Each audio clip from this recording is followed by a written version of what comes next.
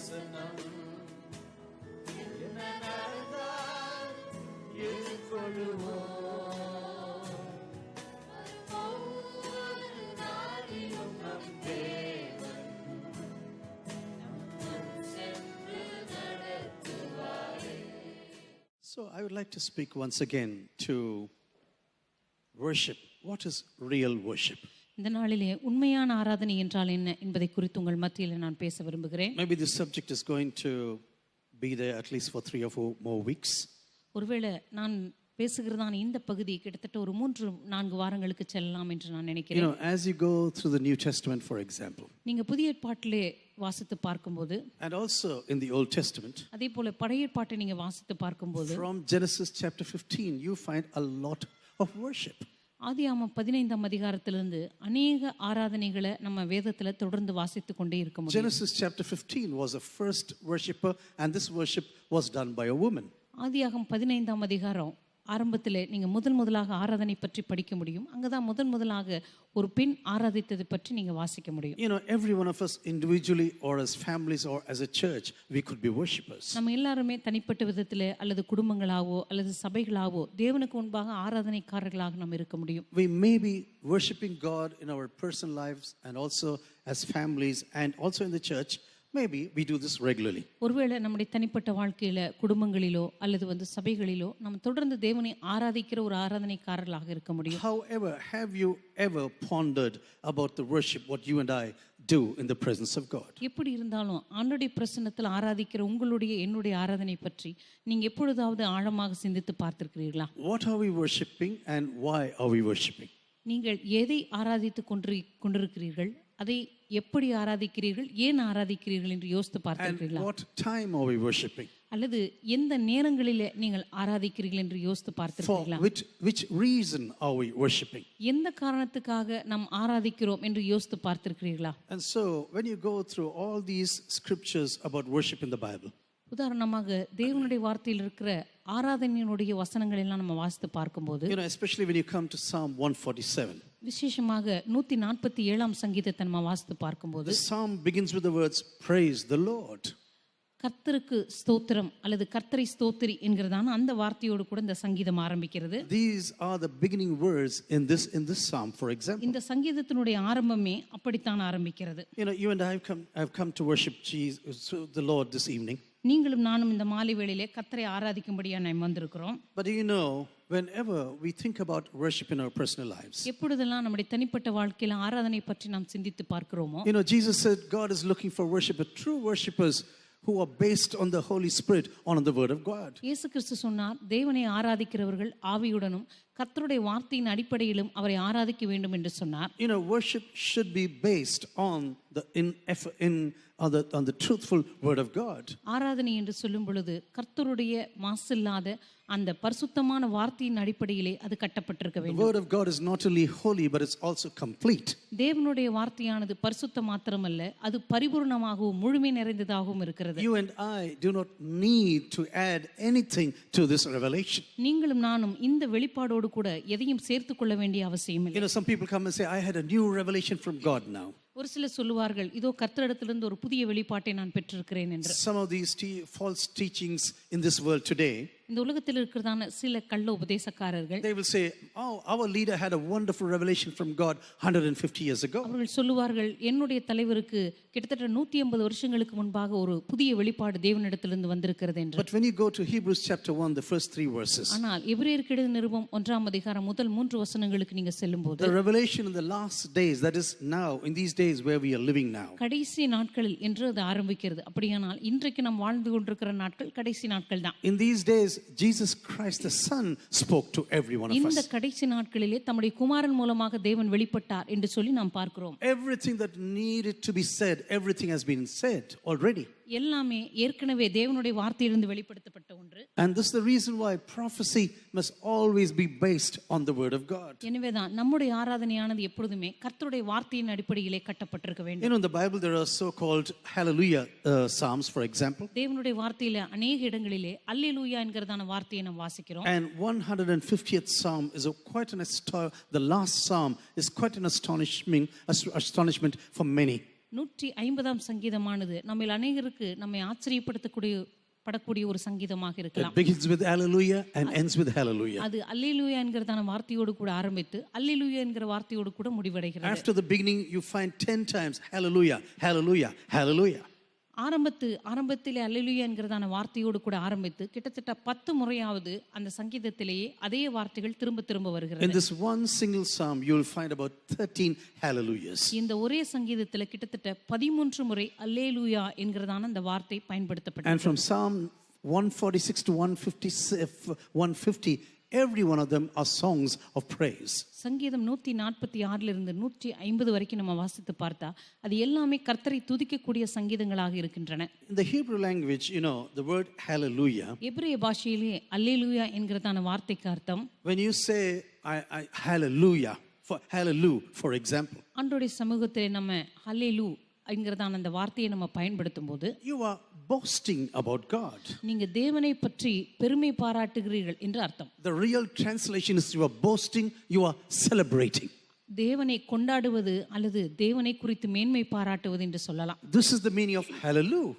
அந்த ஹல்லேலூ என்கிறதான வார்த்தையினுடைய அர்த்தமே இதுதான். You are boasting, you are celebrating. நீங்க ஆண்டவரை கொண்டாடுகிறீர்கள், ஆண்டவரை பற்றி மேன்மை பாராட்டுகிறீர்கள். But who are you boasting about? ஆனா நீங்க யாரை பற்றி மேன்மை பாராட்டுகிறீர்கள்? Whose deeds are you boasting about? யாருடைய கிரியைகளை பற்றி, யாருடைய செயல்களை பற்றி நீங்க மேன்மை The பாராட்டுகிறீர்கள்? characters of whom are you boasting about? நீங்க யாருடைய குணாதிசயங்களை பற்றி மேன்மை பாராட்டுகிறீர்கள்? What are the characters you are celebrating right நீங்க now? யாருடைய குணாதிசயங்களை பற்றி நீங்கள் கொண்டாடி கொண்டிருக்கிறீர்கள்? The celebration belongs to one God, and that is Yahweh. That's the reason why it says Yah.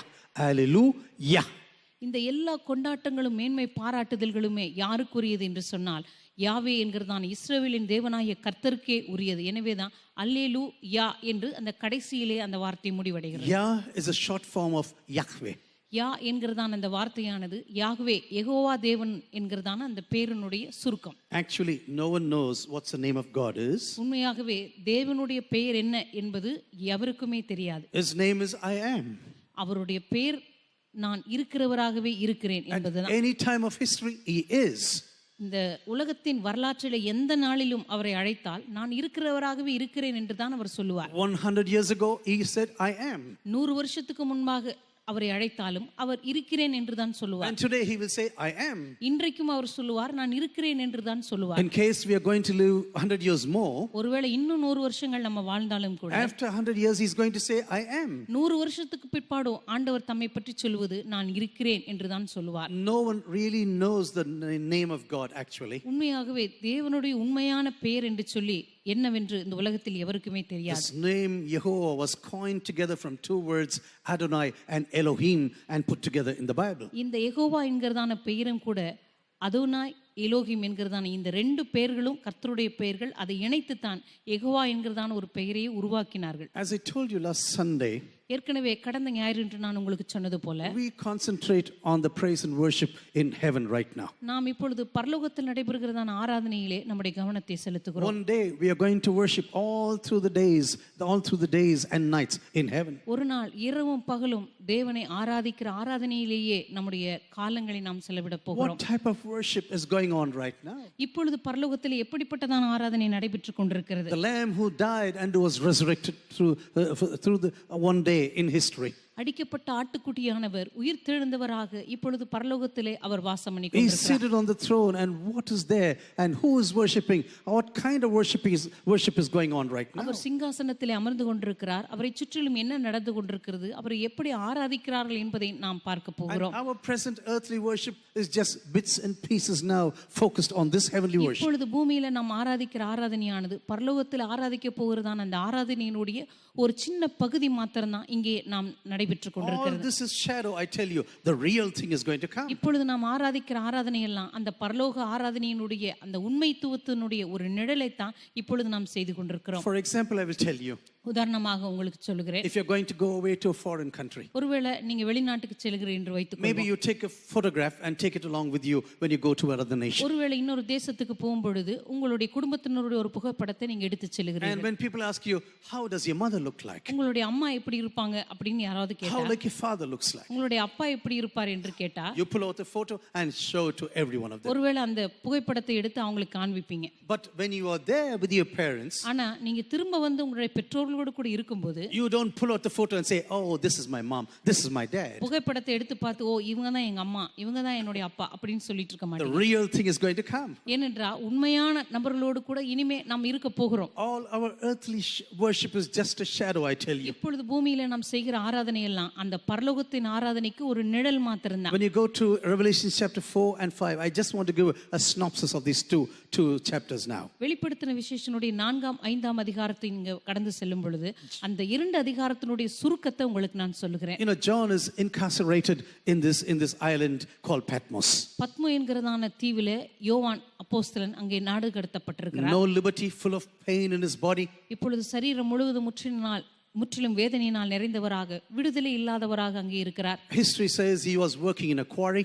சரித்திரம் சொல்லுகிறது அந்த இடத்திலே கல் உடைக்கிறதான ஒரு பகுதியிலே அவர் தனித்து விடப்பட்டார் என்று. But in the midst of this pain, he had a wonderful revelation. இந்த மகா பெரிய தனிமையின் வேதனையின் மத்தியிலே தேவன் அவருக்கு மிகப்பெரிய ஒரு வெளிப்பாட்டை கொடுத்தார். You know, sometimes even in the midst of pain, if you're going to be focused on God, சில நேரங்களிலே உங்களுடைய மகா பெரிய வேதனையின் மத்தியிலும் கூட நீங்க தேவனை மாத்திரம் நோக்கி பார்த்து கொண்டிருக்கும் போது God can really open the heavens and show you things what no other person has seen. ஆண்டவர் வானங்களை திறந்து இந்த உலகத்துல எந்த மனுஷனுக்கும் இல்லாத ஒரு வெளிப்பாட்டை உங்களுக்கு கொடுக்க முடியும். Just like the thief on the cross of Calvary. எப்படி அந்த கல்வாரி சிலுவையில் தொங்கிக் கொண்டிருந்த கள்ளனுக்கு கிடைத்ததோ No one knows why he is hanging there along with Jesus. இப்பொழுது இயேசுவோடு கூட இந்த கள்ளன் ஏன் அறிந்து கொல்லப்பட்டான் என்று ஒருவருக்கும் தெரியாது. But now he has a wonderful revelation about the kingdom of God. ஆனா இப்பொழுதோ தேவனுடைய ராஜ்யத்தை குறித்தான அற்புதமான வெளிப்பாட்டை அந்த கள்ளன் And in பெற்றுக்கொள்கிறார். the midst of this pain, he said, Lord, I want to come to your kingdom. இந்த மிகப்பெரிய வேதனையின் மத்தியில் அந்த கள்ளன் சொல்லுகிறான், ஆண்டவரே இன்றைக்கு உம்முடைய ராஜ்யத்தில் வரும்பொழுது அடியேனை நினைத்துக் கொள்ளும். I do not know whether he had an opportunity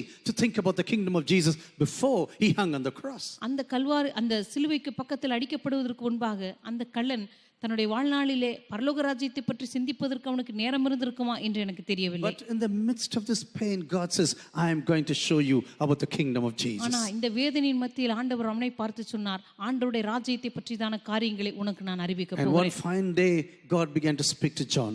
ஒரு நாள் யோவானோடு கூட கர்த்தர் பேச ஆரம்பித்தார். Come up and I am going to show you what is going to unravel in history in the future. மேலே ஏறி வா, இதோ சம்பவிக்க போகிறவர்களை நான் உனக்கு அறிவிப்பேன் என்று சொன்னார். Everything what is happening, what's going to happen in the future. இனிமே எதிர்காலத்தில் சம்பவிக்க போகிற காரியங்களை உனக்கு நான் அறிவிக்க போகிறேன். Everything is worshiping this living God, Jesus. இந்த ஜீவனுள்ள ஆண்டவராகிய இயேசு எப்படி ஆராதிக்கப்பட போகிறார் என்பதை பற்றி உனக்கு நான் காண்பிக்கிறேன். The lamb who was slain for the sins of this human race. இந்த உலகத்தின் பாவங்களுக்காக அடிக்கப்பட்ட ஆட்டுக்குட்டியானவர் இதோ சிங்காசனத்துக்கு முன்பாக இருக்கிறார். And not only is seated on the throne, but all the elders and every angel, everyone is worshiping. இந்த அடிக்கப்பட்ட ஆட்டுக்குட்டியானவர் சிங்காசனத்தின் மீது அமர்ந்திருக்கிறது மாத்திரமல்ல, அவரை சுற்றிலும் இருக்கிறதான தேவதூதர்கள் அவரை ஆராதித்துக் கொண்டிருக்கிறார்கள். The gates of heaven began to open before him suddenly. இந்த பரலோகத்தின் வாசலானது அவருக்கு முன்பாக திறக்கப்பட்டது. My dear brothers and sisters, if you want to see more from God, கருமையான சகோதர சகோதரிகளே,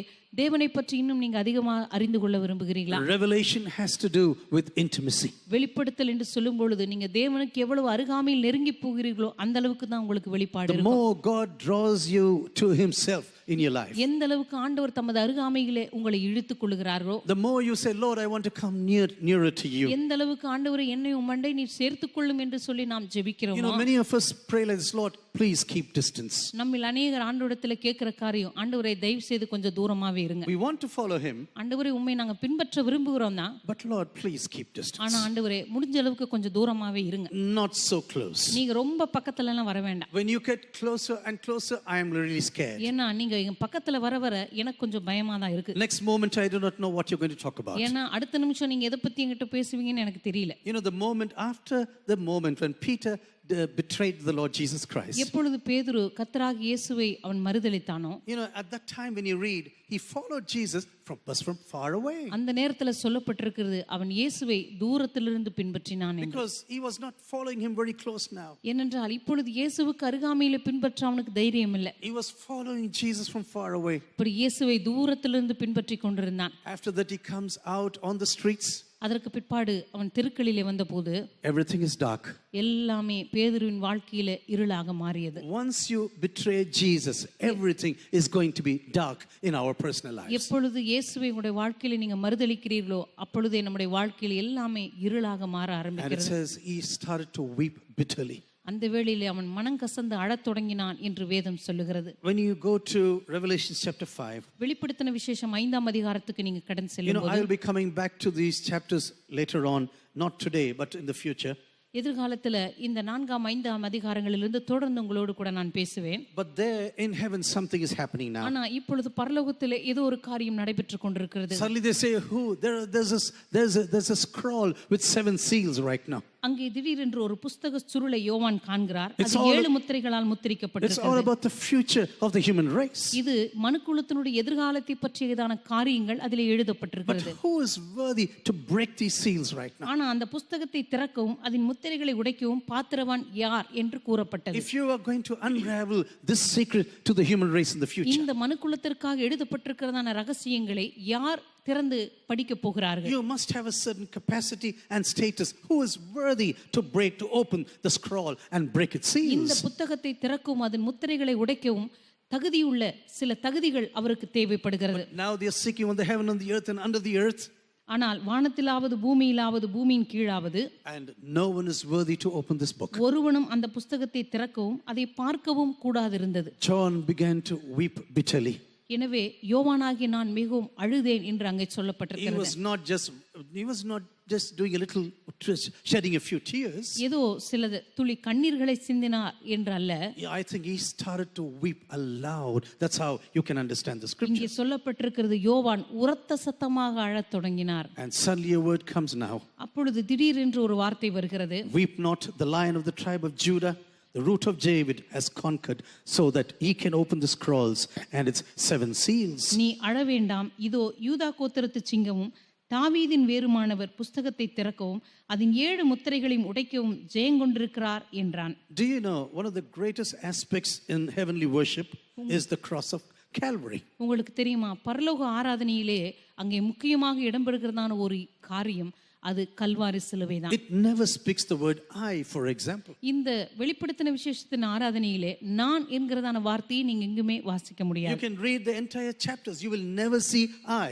அந்த முழு அதிகாரங்களிலே வாசித்து பார்க்கும் பொழுது மனிதனை குறித்து தம்மை பற்றியே பேசிக் கொள்கிறதான நான் என்கிறதான வார்த்தைகளை நீங்க And the பார்க்க முடியாது. beginning is the cross of Jesus. அந்த துதி ஆராதனையுடைய ஆரம்பத்திலேயே இயேசுனுடைய சிலுவை பற்றி தான் ஆராதிக்கப்படுகிறது. You know, one brother asked me one day, ஒரு சகோதரன் என்னை பார்த்து இப்படி கேட்டார். it's really strange. You have crosses all over in your church. உங்க சபையில எல்லா இடங்களிலும் சிலுவை வச்சிருக்கீங்களே, அது எனக்கு பார்க்கிறதுக்கு ரொம்ப ஆச்சரியமா இருக்கிறது என்று I've கேட்டார். never seen so much of crosses in a free church in India. அவர் சொன்னார், இது போல விடுதலையாக தேவனுடைய வார்த்தையின் மீது ஆராதிக்கிற, தேவனுடைய வார்த்தையின் அடிப்படையிலே ஆராதிக்கிறதான சபைகளிலே நிறைய சிலுவைகளை நான் எங்குமே பார்த்ததில்லையே என்று I சொன்னார். said the cross has a central position in the Christian faith. நான் சொன்னேன், கிறிஸ்துவ விசுவாசத்திலே சிலுவை என்கிறது அது மையத்தில் இருக்கிறது என்று சொன்னேன். Man was never able to fulfill all the regulations of God.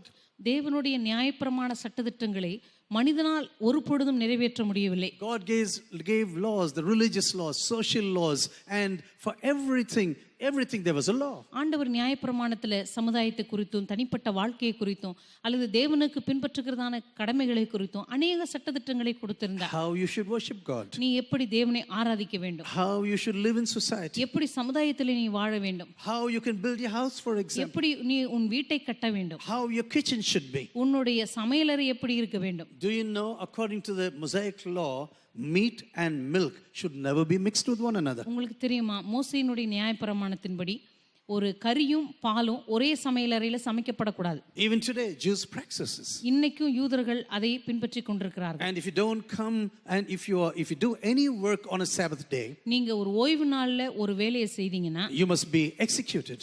உடனே உங்களுக்கு மரண தண்டனை. Do you know that? உங்களுக்கு தெரியுமா, மோசேயின் If you lay your நியாயப்பிரமாணம் hands on your dad or mom, you will be executed. உங்களுடைய தாயையோ உங்களுடைய தகப்பனையோ நீங்க அடித்தா உங்களுக்கு மரண தண்டனை. And so it was very rigorous. The law was very rigorous. ஆண்டவர் கொடுத்த அந்த நியாயப்பிரமாணம் மிக மிக கடுமையான தண்டனைகளை உடையதாக இருந்தது. When you see the letters of Apostle Paul, you must see this from this background. அப்போஸ்தலனாகிய பவுலினுடைய நிருபங்களை படிக்கும்போது அவருடைய பின்னணியிலிருந்து இந்த நியாயப்பிரமாணத்தினுடைய அந்த கடுமையை பற்றி நீங்க புரிந்து கொள்ள He முடியும். was so happy that he was able to come out of the Mosaic law. இந்த மோசேயினுடைய நியாயப்பிரமாணத்திலிருந்து விடுதலையாக்கப்பட்டதை பற்றி அப்போஸ்தலனாகிய பவுல் எவ்வளவு சந்தோஷப்படுகிறார் என்பதை நீங்க புரிந்து கொள்ள And he முடியும். can really live sustained by the grace of Jesus. தேவனுடைய கிருபையினாலே நாம் நிலைநிற்பதை பற்றி அவர் பேசுகிறார். And in this worship, in the heavenly worship, இந்த பரலோக ஆராதனையில the worship starts with the cross. இந்த ஆராதனையானது சிலுவையிலிருந்து ஆரம்பிக்கிறது. For you and for me, the most important thing that's happened between the Old Testament and the New Testament. புதிய ஏற்பாட்டுக்கும் பழைய ஏற்பாட்டுக்கும் நடுவிலே நமக்கு நேரிட்டதான மிக முக்கியமான ஒரு காரியம். It's the cross of Calvary, I want to tell you. Kalvari சிலுவை தான் என்று சொல்லுகிறேன். Without the cross, we will be still under the law. Kalvari சிலுவை இல்லாமல் இன்றைக்கு வரைக்கும் நாம் நியாயப்பிரமாணத்தின் கீழே தான் இருந்து Because கொண்டிருக்கிறோம். no one was able to fulfill the law. ஏனென்றால் நியாயப்பிரமாணத்தை ஒருவராலும் முற்றிலுமாக பின்பற்றப்பட முடியவில்லை. Every one of us would have died because we do not fulfill the law of God. தேவனுடைய நியாயப்பிரமாணத்தை நாம் முழுமையாக கடைபிடிக்காதனால நிச்சயமாக நம்ம எல்லாருமே தண்டனைக்கு உட்பட்டிருந்திருப்போம். This was the reason why there was so much of hypocrisy during the time of Jesus. இந்த காரணத்தினால தான் இயேசுவின் காலத்துல நிறைய மாய்மாலக்காரர்களை நாம் பார்க்க முடியும். Pharisees were doing as if they are obeying the law, but they were not doing this. பரிசேயர்கள் தேவனுடைய நியாயப்பிரமாணத்தை பின்பற்றுவதை போல நடித்தார்கள், ஆனால் அவர்களாலும் அது முடியவில்லை. But you and I have been freed from the depths of law. ஆனால் நீங்களும் நானும் இந்த நியாயப்பிரமாணத்தினுடைய பிடியிலிருந்து And விடுவிக்கப்பட்டிருக்கிறோம். because of the cross of Calvary, we have been redeemed by the blood of Jesus. இயேசுவின் சிலுவையினாலே அவருடைய இரத்தத்தினாலே நியாயப்பிரமாணத்திலிருந்து நாம் விடுதலையாக்கப்பட்டிருக்கிறோம். We have been delivered from the pangs of Satan.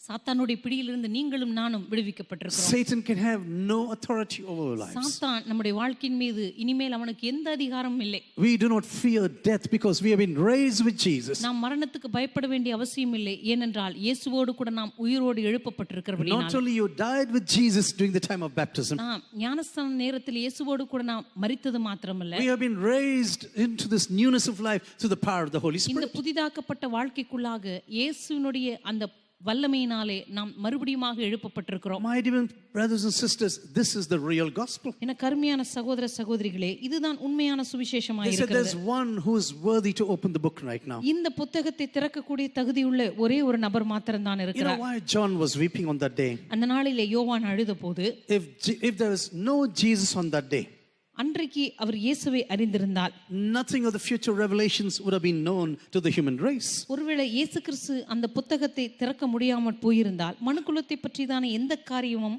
யோவானுக்கு தெரிந்திருக்காமல் போயிருக்கும். Everything about the end of this human race would have been closed forever. இந்த மனுக்குலத்தினுடைய முடிவை பற்றியதான காரியங்கள் எதுவுமே மனுக்குலத்துக்கு தெரியாமலேயே The போயிருந்திருக்கும். church of Jesus is waiting for justification. இயேசு கிறிஸ்துனுடைய சபையானது அதனுடைய முடிவுக்காக காத்து கொண்டிருக்கிறது. They say, Lord, come and justify our name. ஆண்டவரே, நீர் கடந்து வந்து எங்களுக்கு நியாயம் தீர்ப்பீராக என்று சொல்லிக் கொண்டிருக்கிறது. All the sufferings we have been going through for your name. ஆண்டவரே, உம்முடைய நாமத்து நிமித்தம் நாங்கள் கடந்து வந்த உபத்திரவங்களுக்காக எங்களுக்கு நீர் நியாயம் செய்வீராக என்று If this சொல்லுகிறார்கள். book had not been opened on that day, இந்த புத்தகமானது அந்த நாளிலே திறக்கப்படாமல் போயிருக்குமானால் no one would ever have a clue about the future. எதிர்காலத்தில் என்ன நடக்கும் என்கிறதான அந்த காரியத்தை பற்றி எவருக்குமே ஒன்றுமே தெரிந்திருக்காமல் போயிருக்கும்.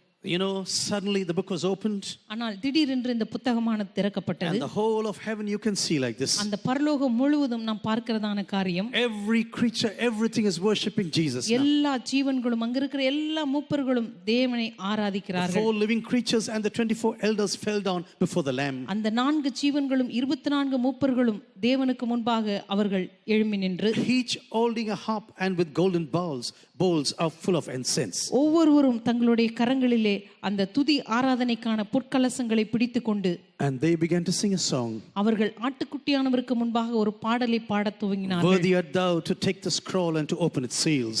இந்த தேவனுடைய புத்தகத்தை வாங்கவும் அதனுடைய முத்திரைகளை உடைக்கவும் பாத்திரராய் இருக்கிற தேவனை துதிக்க For ஆரம்பித்தார்கள். thou wast slain, and by thy blood didst ransom men for God. தேவனுக்கென்று உம்முடைய இரத்தத்தினாலே எங்களை நீர் மீட்டுக் கொண்டீர் என்று பாட From ஆரம்பித்தார்கள். every tribe, tongue, people and nation. எல்லா விதமான கோத்திரங்களிலிருந்தும் எல்லா விதமான ஜனங்களிலிருந்தும் எல்லாரும் பாட You ஆரம்பித்தார்கள். have made them a kingdom of priests. ஆண்டவரே, எங்களை நீர் உமக்கு முன்பாக ராஜாக்களும் ஆசாரியலுமாக மாற்றினீர். Without the cross, every one of us will be slaves of sin even today. சிலுவை இல்லாமல் இன்றைக்கும் நீங்களும் நானும் பாவத்துக்கு அடிமைகளாகத்தான் My dear இருந்திருப்போம். sisters, if you want to understand this much more, எனக்கு அருமையான சகோதர சகோதரிகளை, இதை பற்றி நீங்கள் இன்னும் ஆழமாக அறிந்து you கொள்ள must go விரும்பினால் home and meditate on Colossians chapter 2, verses 13 to 15. நீங்க வீட்டுக்கு சென்று கொலோசியருக்கு எழுதின நிருபம் 2ஆம் அதிகாரம் 13 15 வரைக்கும் நீங்க வாசித்து It's பார்த்தா a good synopsis of our entire salvation. நம்முடைய முழு ரட்சிப்பை பற்றியதான ஒரு அருமையான ஒரு காரியத்தை அங்கே நீங்க வாசிக்க முடியும். I don't know of any other verses that really underline the power of the blood of Jesus visually to every one of us. ஆட்டுக்குட்டியானுடைய ரத்தத்தின் வல்லமை நம்ம ஒவ்வொருடைய வாழ்க்கையிலும் எப்படி கிரியை செய்து என்பதற்கு இதற்கு மேல் அழகாக எடுத்துச் சொல்ல We முடியாது. have been made alive together with the Lord Jesus. கர்த்தராகிய இயேசுவோடு கூட நீங்களும் நானும் உயிரோடு கூட எழுப்பப்பட்டோம். All our sins and trespasses have been forgiven. ஆரம்பத்திலே நம் அக்கிரமங்களினாலும் பாவங்களினாலும் மரித்திருந்தோமே, அந்த பாவங்கள் எல்லாம் நமக்கு There was மன்னிக்கப்பட்டது. a huge list of sins on a bond that was speaking against you and me. உங்களுக்கும் எனக்கும் எதிரடையாக கட்டளைகளால் நமக்கு விரோதமாய் இருந்த ஒரு பெரிய பட்டியலே இருந்தது. Jesus took this list and nailed it on the cross of Calvary. இயேசு கிறிஸ்து நமக்கு விரோதமாய் இருந்த இந்த நியாயப்பிரமாணத்தை எடுத்து அதை சிலுவையில் ஆணையடித்தார். And on the cross he disarmed all the principalities and powers, I tell you. துரைத்தனங்களையும் அதிகாரங்களையும் அவர் உரிந்து கொண்டு அவைகளை வெளியரங்கமான கோலமாக்கி அவைகளின் மேல் வெற்றி சிறந்தார் என்று பார்க்கிறோம். I know no other better verses in the New Testament, I tell you. புதிய ஏற்பாட்டிலே இதை காட்டிலும் ரட்சிப்பை குறித்து மிக அற்புதமாக சொல்லக்கூடிய வேறு வசனங்கள் இல்லை என்று நான் நினைக்கிறேன். And when you and I think about this redemption in our lives, நீங்களும் நானும் நம்முடைய வாழ்க்கையில கர்த்தர் கொடுத்திருக்கிறதான இந்த மீட்பை பற்றி சிந்திக்கும் போது, when we think about the power of the blood of Jesus, இயேசு கிறிஸ்துவினுடைய அந்த இரத்தத்தின் வல்லமையை பற்றி நாம் சிந்திக்கும் when போது, you think about the grace of God that really interrupted into our sinful lives one day, நம்முடைய தனிப்பட்ட வாழ்க்கையில் இந்த பாவமான வாழ்க்கைக்குள்ளாக கர்த்தர் ஊடுருவியதான அந்த காரியங்களை பற்றி சிந்திக்கும் போது, you know, our hearts burst out in praise and worship. நம்முடைய இருதயங்களானது துதி ஆராதனையினாலே அது நிரம்ப We ஆரம்பிக்கும். come to the presence of God and not begin to sing about ourselves. ஆண்டவருடைய பிரசன்னத்தில் வந்து ஏதோ நம்ம பற்றி பாடிக்கொண்டிருக்க மாட்டோம். We boast about the blood of Jesus. ஆட்டுக்குட்டியானுடைய ரத்தத்தின் வல்லமையை குறித்து மேன்மை பாராட்ட We ஆரம்பிப்போம். celebrate the redemptive power of the blood of Jesus. ஆண்டவருடைய அந்த மீட்பின் வல்லமையினுடைய அந்த ரத்தத்தின் வல்லமையை குறித்து நாம் We- கொண்டாட We ஆரம்பிப்போம். lift up the name of Jesus இயேசுவின் நாமத்தை நாம் உயர்த்த ஆரம்பிப்போம். and we say, Lord, thank you for your wonderful salvation. ஆண்டவரே, உம்முடைய அற்புதமான மீட்புக்காக நன்றி என்று சொல்லுவோம். Thank you, Jesus, for your wonderful redemption. ஆண்டவரே, உம்முடைய அற்புதமான மீட்புக்காக நன்றி என்று சொல்லுவோம். Without you, I would have been lost forever. ஆண்டவரே, நீர் இல்லாமல் என்னுடைய வாழ்க்கையில என்றென்றைக்குமாக நான் அழிந்து போயிருப்பேன். The Satan or the serpent will be slithering around my life even today. ஆண்டவரே, இன்றைக்கும் என்னுடைய வாழ்க்கை விழுங்கும்படியாக பிசாசானவன் கெர்ச்சித்து சுற்றி அலைகிறான். He will be trying to really swallow me completely. எப்படியாவது என்னை விழுங்க வேண்டும் என்று சொல்லி இவன் கெர்ச்சித்து அலைந்து I'll கொண்டிருக்கிறான். be living in fear about death, for example. ஆண்டவரே, மரணத்தை குறித்த பயத்தோடு கூட நான் இருந்திருப்பேன். You know, I had a friend who was a pastor. He also came here. I translated him. எனக்கு ஒரு போதக நண்பர் இருந்தார். அவர் இந்தியாவுக்கு வந்திருக்கிறார். அவருக்கு நான் மொழிபெயர்த்திருக்கிறேன். One day he had a terrible news from his doctor. ஒரு நாள் தன்னுடைய மருத்துவரிடமிருந்து அவருக்கு மிக ஒரு மோசமான செய்தி வந்தது. And they said, you have cancer of your intestines. அவர் சொன்னாங்க, உங்களுடைய குடல்களிலே புற்றுநோய் வந்திருக்கிறது. And they tried to operate. One piece after the other was removed.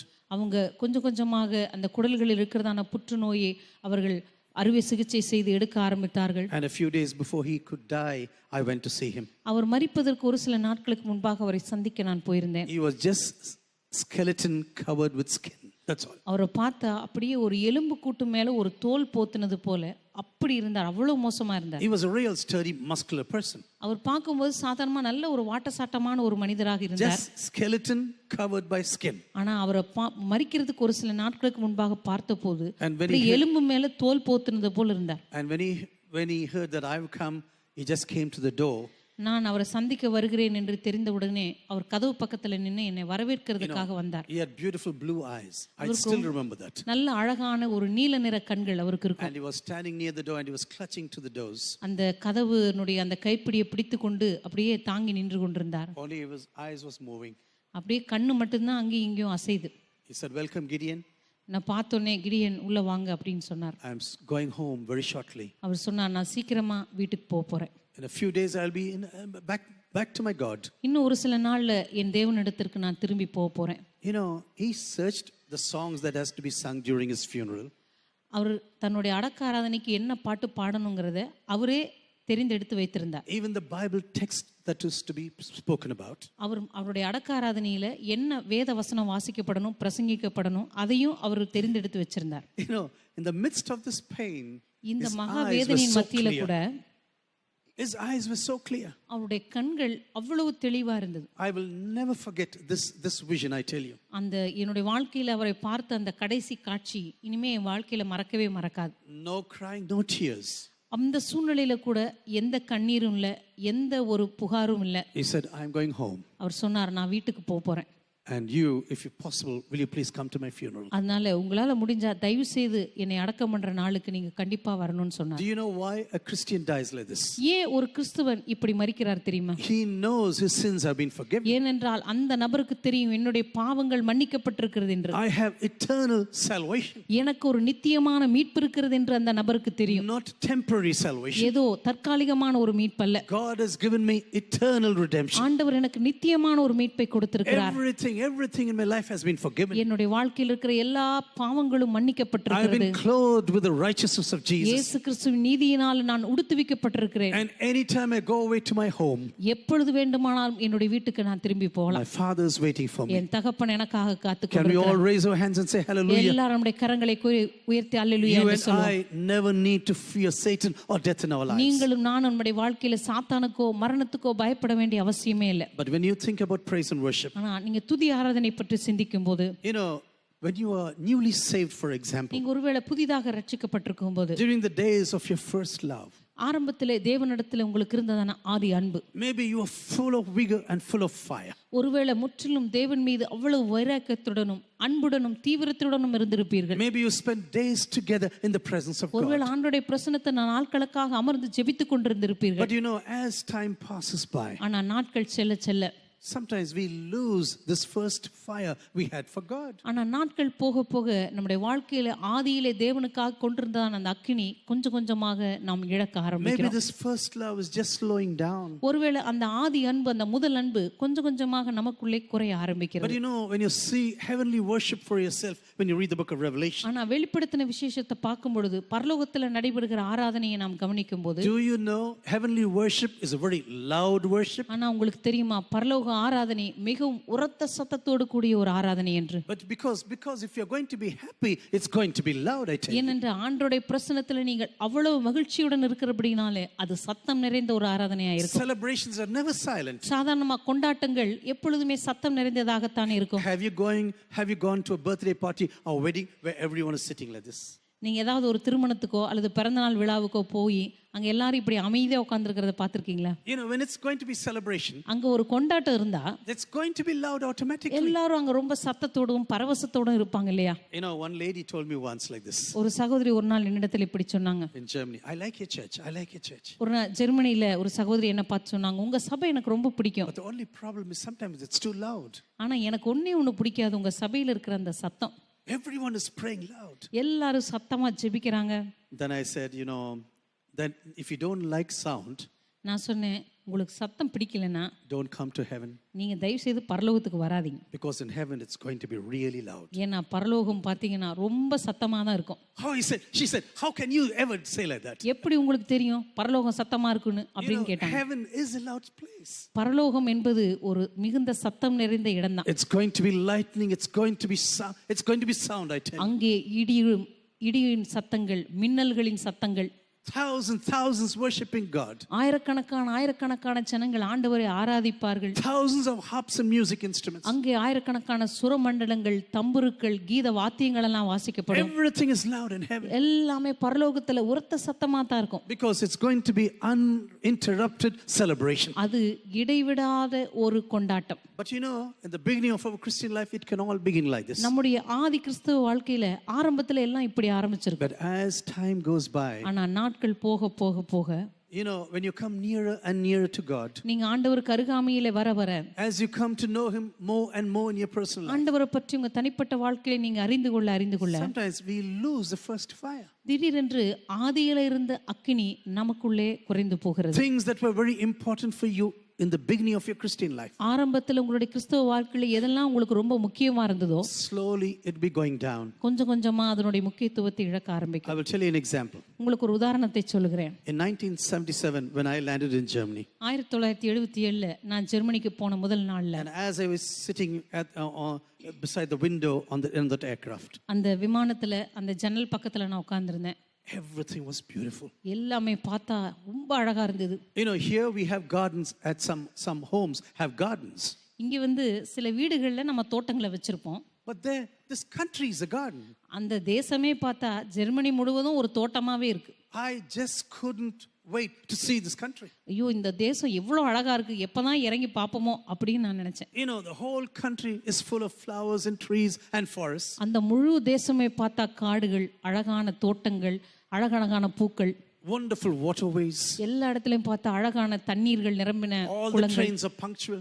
எல்லா ட்ரெயினும் பார்த்தா சரியான நேரத்துக்கு வருது. You know, sometimes when they say 12 hours, 2 minutes, when the train must come or depart, அந்த ட்ரெயினுடைய நேரத்தெல்லாம் பார்த்தா 12 மணி 2 நிமிடம் அப்படின்னு போட்டிருப்பாங்க. suddenly the train is coming, really coming. கரெக்டா 12:02க்கு அந்த ட்ரெயின் வந்துரும். You know, 2 people were standing in our Indian railway station one day. 2 பேர் ஒரு நாள் நம்ம இந்தியா ரயில் நிலையத்தில் நின்றுட்டு இருந்தாங்க. And one fellow told his friend like this. ஒருத்தர் அவருடைய நண்பனை பார்த்து இப்படி சொன்னார். Hey, wonderful Indian railways. பாத்தியா எவ்வளவு இந்தியால ரயில் எல்லாம் எவ்வளவு அற்புதமா The இருக்குது. train is so punctual. எவ்வளவு கரெக்டா ட்ரெயின் வந்துருச்சு பாத்தியா. And he said, hey, that's a train from yesterday. அவர் சொன்னாரா இந்த ட்ரெயின் நேத்து வர வேண்டிய train. It's coming one day late. நேத்து வர வேண்டிய ட்ரெயின் வந்து இன்னைக்கு வந்திருக்குதுன்னு சொன்னார். When I was observing all these things in the beginning of my days there, ஆரம்பத்துல ஜெர்மனிக்கு போய் இதெல்லாம் நான் பார்த்த உடனே everything is quiet. எல்லாமே ஒரே அமைதியா இருக்குது. No honking. எங்க பார்த்தாலும் இந்த ஹார்ன் சத்தமே இல்ல. Beep, beep, beep, beep, beep, beep. That's what we hear here. இங்க ரோட்ல போனா எல்லா இடமும் ஒரே சத்தம் தான். Everything silent. Cars are going. அந்த வண்டியிலிருந்து நம்ம இங்க எழுப்புற அந்த ஹார்ன் சத்தம் அங்க சாலையில எங்கேயுமே கேட்க முடியாது. இந்த ஒரு சின்ன சத்தம் மட்டும்தான். And I asked one of my friends like this. அப்போ என் நண்பனை பார்த்து கேட்டேன். Hey, is it holiday in Germany today? ஓ இன்னைக்கு ஜெர்மனியில விடுமுறையா அப்படின்னு கேட்டேன். He said, no, Germany is always like this. ஆனா அவர் சொன்னாரு இல்ல இன்னைக்கு விடுமுறை எல்லாம் கிடையாது, இங்க ஜெர்மனியில எப்பொழுதுமே இப்படித்தான் அமைதியா இருக்கும்னு சொன்னார். But now, after maybe 150 or 200 times, ஆனா இப்ப கிட்டத்தட்ட ஒரு 150 தடவை 200 தடவை நான் ஜெர்மனிக்கு போயிருப்பேன். nothing surprises me. இப்ப போனா எனக்கு ஒன்றும் எதுவுமே புதுசா தெரியல. Everything is normal. எல்லாம் பார்த்தது தானே அப்படின்னு இருக்கு. Get out of the plane, get the baggage, go home. விமானத்துல இருந்து இறங்கினா பைய எடுத்துட்டு நேரா வீட்டுக்கு போறேன், அவ்வளவுதான். Last time when I was going, we were driving from airport to our home. போன தடவை நான் ஜெர்மனிக்கு போனப்ப விமான நிலையத்திலிருந்து வீட்டுக்கு போற வழியில My wife was driving the car at 140 kilometers per hour. என் மனைவி தான் கார் ஓட்டிட்டு இருந்தாங்க. கிட்டத்தட்ட 140 கிலோமீட்டர் வேகம். And I was sitting next to her and I was thinking like this. அவங்க பக்கத்துல உட்கார்ந்து நான் இப்படி யோசிச்சுட்டு இருந்தேன். This can never happen in India. இந்தியால இப்படி 140 கிலோமீட்டர் வேகத்துல போனா A lady driving at 140 kilometers ஒரு per பெண் hour. 140 கிலோமீட்டர் வேகத்துல கார் ஓட்டுறது இந்தியால நடக்கவே நடக்காது. You know, when you get closer and closer to a certain thing, உங்க வாழ்க்கையில ஒரு சில காரியங்களுக்கு நீங்க இன்னும் அருகாமையில போன பிற்பாடு the more we get to know God sometimes. எந்த அளவுக்கு நாம் ஆண்டவரை அறிந்து கொள்கிறோமோ, As the years pass by, வருடங்கள் உருண்டோட the initial first love can just drain away. ஆதியில் இருந்த அந்த அன்பு கொஞ்சம் கொஞ்சமா நம்முடைய வாழ்க்கையில குறைய ஆரம்பிக்குது. What about your first love and worship? உங்க வாழ்க்கையில் இருந்த ஆதி அன்பை பற்றி, உங்களுடைய ஆராதனை பற்றி என்ன? Do you really spend time in worship personally? உண்மையாகவே உங்களுடைய தனிப்பட்ட வாழ்க்கையில ஆராதனைக்கு நீங்க நேரம் எடுக்கிறீர்களா? You know, one of the biggest mistakes what we do as Christians, இன்றைக்கு கிறிஸ்தவர்களாகி நாம் செய்கிற மிகப்பெரிய தவறுகளில் ஒன்று, we think worship is only in the church. ஆராதனைன்னு சொன்னா அது சபையில மட்டும்தான் வந்து செய்யணும் அப்படின்னு நம்ம நினைத்திருக்கோம். Individuals can worship God when they are alone. வீட்டுல கூட நம்ம தனிப்பட்ட விதத்துல தேவனை ஆராதிக்க முடியும். David is a wonderful example. தாவீது அதற்கு ஒரு அற்புதமான உதாரணம். Most of his songs he wrote in the wilderness. அவருடைய சங்கீதங்கள் எல்லாம் பெரும்பாலானவை வனாந்தரத்திலிருந்து எழுதப்பட்டது. No spectators, nothing. அவருடைய ஆராதனையை பார்க்க யாருமே இல்ல. The only spectator was God himself. அவருடைய ஆராதனையை பார்த்த ஒரே ஒருவர் கர்த்தராகிய தேவன் மாத்திரம். No CDs, no DVDs. இந்த தாவீதுக்கு எந்த டிவிடியும் இல்ல, எந்த சிடியும் இல்ல. No publications on YouTube. அவருடைய பாடல்கள் எதுவும் அந்த காலங்களில் யூடியூப்லயும் வந்திருக்காது. And the only spectator was God. அவருடைய ஆராதனையை பார்த்ததெல்லாம் தேவன் மாத்திரம்தான். Says, Lord, I lift up my heart to you. ஆண்டவரே உம்மிடத்திற்கு என் இருதயத்தை நான் உயர்த்துகிறேன் என்று சொன்னார். In the middle of this wilderness, I am lifting up my heart to you. ஆண்டவரே இந்த வனாந்தரத்தின் மத்தியிலே என் இருதயத்தை உம்மை நோக்கி நான் உயர்த்துகிறேன் என்று சொன்னார். What about your personal worship? உங்களுடைய தனிப்பட்ட ஆராதனை பற்றி என்ன? What about the worship in your family or in the church? உங்க குடும்பத்துல அல்லது சபையில நீங்க செய்கிற ஆராதனை எப்படி இருக்கிறது? Are you really concerned about what you worship and whom you worship? உண்மையாகவே நீங்க எதை ஆராதிக்கிறீங்க, யாரை ஆராதிக்கிறீங்க என்பதை பற்றி நீங்கள் அக்கறை உள்ளவர்களாய் இருக்கிறீர்களா? Sadly, I must tell you this today. வருத்தத்தோடு கூட இதை நான் உங்களுக்கு சொல்லுகிறேன். Sometimes worship events look like some rock events. சில நேரத்துல நம்முடைய ஆராதனை எல்லாம் பார்க்கிறதுக்கு ஏதோ இந்த உலகத்துல நடக்கிறதான இசை கச்சேரிகளை போல இருக்கிறது. Lights and lightning and bing bang bang bang, everything is happening. எல்லா இடத்துலயும் பார்த்தா ஒரே வண்ண வண்ண விளக்குகள், அங்கங்க புகை, எல்லாம் மின்னல் இடி சத்தம். Smoke is coming out of the machines there. அங்க மிஷின்ல இருந்து பாத்தீங்கன்னா அப்படியே புகை விடுற மாதிரி ஒரு மிஷினை வச்சிருக்காங்க. Not the presence of God. Machines are working now. ஆண்டவருடைய பிரசன்னத்துல வர்ற புகை இல்ல, இவங்களே வந்து இயந்திரங்களை வச்சு கொண்டு வருகிற புகை. I tell you, I just cannot bear this when I see this. இதெல்லாம் பார்க்கும்போது எனக்கு சில நேரத்துல இதை பொறுத்துக்கவே முடியாது. What has this to do with real worship? உண்மையான ஆராதனைக்கும் இதுக்கும் என்ன சம்பந்தம்? When you really worship God, நீங்க உண்மையாகவே தேவனை ஆராதித்தால், the 147, the word says like this. சங்கீதம் 147 இப்படி வாசிக்கிறோம். Worship God, worship God. கர்த்தரை துதியுங்கள், கர்த்தரை ஸ்தோத்திரியுங்கள். Not the music, not the worship leader. இங்க இருக்கிறதான ஆராதனை தலைவர் அல்ல, இசை கலைஞர்களே அல்ல. Sometimes we worship leaders behave like big stars now. சில நேரத்துல ஆராதனை நடத்துறவங்க ஏதோ இவங்க தான் பெரிய நட்சத்திரங்களை போல நினைச்சுக்குவாங்க. Oh, we are the worship leaders now. நாங்க தான் இங்க ஆராதனை நடத்துற தலைவர்கள். Oh, the musicians, oh, worship the music now. இங்க இசை கலைஞர்களா இவங்களோட இசை ஆராதிங்க என்று சொல்லுவார்கள். No, worship God, worship God. கர்த்தரை ஸ்தோத்திரிங்கள், தேவனுக்கு ஆராதனை செய்யுங்கள். What is the content of your worship? உங்களுடைய ஆராதனையில நீங்க ஆராதிக்கிற அந்த கருத்து என்ன? Who is the content of the songs you are singing to? நீங்க பாடுகிறதான அந்த பாடலினுடைய மைய கருத்து என்ன? Is it the lamb that was slain for the sins of the human race? இந்த உலகத்தின் பாவங்களுக்காக அடிக்கப்பட்ட ஆட்டுக்குட்டியானவரை பற்றி பாடுகிறீங்களா? Is it the cross of Calvary that brought redemption for you and for me? உங்களுடைய வாழ்க்கையில என்னுடைய வாழ்க்கையில மீட்பை கொண்டு வந்ததான அந்த கல்வாரி சிலுவையை பற்றி பாடுகிறீர்களா? Sometimes we sing so many songs, but it has nothing to do with the redemption of God. நம்முடைய வாழ்க்கையில என்னென்னமோ பாடல்களை பாடுகிறோம், ஆனா அதற்கும் ஆண்டவருடைய மீட்புக்கும் எந்த சம்பந்தமும் இல்லை. I would really like this to happen in the churches of India. உண்மையாகவே இந்திய சபைகளில் இந்த மாற்றம் ஏற்பட வேண்டும் என்று நான் When you நினைக்கிறேன். look at the old songs, for example, உதாரணமா பழைய பாடல்களை பாருங்க. just look at them very carefully. அந்த பழைய பாடல்களை நம்ம உற்று நோக்கும்போது Most of them are singing about God and his second coming. அந்த பாடல்கள் எல்லாமே கர்த்தரை பற்றியும் ஆண்டவருடைய இரண்டாம் வருகையை பற்றியும் It சொல்லுகிறது. sings about the judgment of God. தேவனுடைய நியாய தீர்ப்புகளை பற்றி It சொல்லுகிறது. speaks about the redemption of God. தேவனுடைய மீட்பை பற்றி சொல்லுகிறது. But now, slowly and slowly, in the last 20 years or so, ஆனா இப்ப கடந்த 20 வருடங்களாக வருகிறதான ஆராதனை பாடல்களை பார்க்கும்போது sadly, it's all about me. வருத்தத்துக்குரிய விதமாக எல்லாமே என்னை என்னை என்று சொல்லி மனுஷனை பற்றி பாடுகிற காரியங்கள். It's not all about you, Jesus. ஆண்டவரே எல்லாம் உம்மை பற்றியது என்று ஆண்டவரை பார்த்து பாடாமல், No, it's all about me, Jesus. எல்லாமே ஆண்டவரே என்னை பற்றி என்று பாட ஆரம்பித்து I விட்டார்கள். come to your presence and always sing about me. ஆண்டவரே ஆண்டவரே உம்முடைய பிரசன்னத்துக்கு முன்பாக வருவேன், என்னை பற்றி பாடுவேன். God is looking for true worshippers. ஆண்டவர் இன்றைக்கு உண்மையான ஆராதனைக்காரர்களை அவர் Those தேடிக்கொண்டிருக்கிறார். who worship in the spirit and in truth. தேவனை ஆவியுடனும் உண்மையுடனும் ஆராதிக்கிறவர்கள். I would like to go fast because time is running out. நேரம் போய் கொண்டிருக்கிறபடினாலே மிக வேகமாக செல்ல விரும்புகிறேன். When you have a relationship with God, நீங்க தேவனோடு கூட உங்களுக்கு ஒரு உறவு இருக்கும் என்று சொன்னால், there could be at least two types of relationships. நம்முடைய வாழ்க்கையில இரண்டு விதமாக அந்த உறவை நாம் பிரிக்க முடியும். One is a totally business worship. ஒன்று வியாபார நிலைமையில் relationship, business relationship. ஒரு வியாபார நிலைமையில் இருக்கிறதான ஒரு உறவு என்று சொல்லலாம். If you're going to meet someone from your business, for example, ஒருவேளை உங்களுடைய வியாபாரம் தொழில் சம்பந்தமாக யாராவது பார்க்க செல்லுகிறீர்கள் என்று maybe வைத்துக்கொள்வோம். you even don't like your business partner. ஒருவேளை உங்களோடு கூட அந்த வியாபாரம் செய்கிற அந்த உங்களோடு கூட பங்கா இருக்கிறதான அந்த நபரை கூட உங்களுக்கு பிரிக்காம இருக்கலாம். But you have to make an appointment. ஆனா அந்த பிசினஸ் பார்ட்னரோடு கூட உங்களுக்கு கண்டிப்பா ஒரு நேரத்தை நீங்க செலவழித்து தான் ஆகணும். Because he is useful to you. ஏனென்றால் அந்த பிசினஸ் பார்ட்னர் உங்களுக்கு ரொம்ப பிரயோஜனமா இருக்கிறார். Sometimes we can meet Jesus just because he is useful to us. சில நேரத்துல ஆண்டவரை கூட நம்ம போய் சந்திப்போம். எதுக்கான ஆண்டவர் எப்படியாவது நமக்கு பிரயோஜனப்படுவார் என்று. Oh, he is useful in so many areas of my life. ஆண்டவர் என் வாழ்க்கையில சில இடங்கள்ல பிரயோஜனமா இருப்பார். அதுக்காக நான் ஆண்டவரை சந்திக்கிறேன். And you will say, hey, when do we meet you? When do I meet you? அப்படி நம்ம ஒரு வியாபார சம்பந்தமா ஒருத்தரை பார்க்க போறப்ப இப்படி கேட்போம், உங்களை நான் எப்ப பார்க்கணும்? What time? எந்த நேரத்துல உங்களை பார்க்கலாம்? How many times will the conversation go on? எவ்வளவு நேரம் நம்ம கூட்டம் நடக்கும்? Which place are we going to meet? எந்த இடத்துல நம்ம சந்திக்க போறோம்? What are the points you're going to discuss with me? என்னென்ன கருத்துக்கள்லாம் நீங்க என்னோட கூட பேச போறீங்க? I have other appointments after your appointment. ஏன்னா உங்ககிட்ட நான் பேசின பின்னாடி எனக்கு மற்ற கூட்டம்லாம் இருக்கு. And this is what we do with that. அதனால நம்ம ஒரு வியாபார சம்பந்தமா ஒருத்தரை சந்திக்க போறப்ப இப்படிதான் நம்ம பேசுவோம். Sometimes our behavior with the living Lord just looks like a business appointment. சில நேரத்துல ஆண்டவரோடு கூட நமக்கு இருக்கிற உறவும் கூட இப்படி ஒரு வியாபாரத்துல ஒரு பிசினஸ் பார்ட்னரை பார்க்க போற மாதிரி தான் ஆண்டவருக்கு நம்ம நேரத்தை குறித்து வச்சிட்டு இருக்கோம். What? 2 hours, 2.5 hours? என்னது 2.5 மணி நேரம் சபையில் இருக்கணுமா? I have to sit there. எவ்வளவு நேரம் உட்கார்ந்து இருக்கிறது? Once a week? வாரத்துல ஒரு முறையா? 2 weeks, 2 hours every week. ஒவ்வொரு வாரமும் 2 மணி நேரம் போய் சர்ச்சில் உட்கார்ந்து இருக்கணுமா? How many hours should I be there? எவ்வளவு மணி நேரம் நான் சபையில் இருக்கணும்? Okay, I will come a little later. சரி பரவாயில்ல, கொஞ்சம் தாமதமா வரேன் search. Even in such business relationships, this can happen. இப்படிப்பட்ட வியாபார உறவுல கூட நம்ம சில நேரத்துல தாமதமா போவோம் அந்த கூட்டத்துக்குலாம். You're always looking at the clock.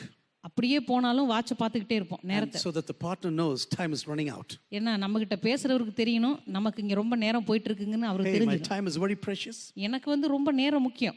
So now, come on, come quickly now. சரி சீக்கிரமா பேசி முடிங்க. Are you over with all your points? சரி இப்ப பேச வேண்டியதெல்லாம் பேசிட்டீங்களா? Do you know this can also happen in the presence of God? இதே போல நாமும் ஆண்டவருடைய பிரசன்னத்தில் நடந்து கொள்ள முடியும். We have limited time. ஆண்டவருக்கு ஒரு குறிப்பிட்ட நேரம் தான் வச்சிருப்போம். We're always looking at our watches. அப்படியே வந்தாலும் கூட எப்பவும் கடிகாரத்தை பார்த்துட்டே இருக்கிறது. We'll always be pulling out our mobile telephones. அப்பப்ப அப்படியே நம்மளுடைய செல்போன் எடுத்து பார்க்கிறது. Nothing important comes. அப்படி ஒன்றும் அதுல முக்கியமான காரியம் ஒன்றும் இருக்காது. But it's a habit.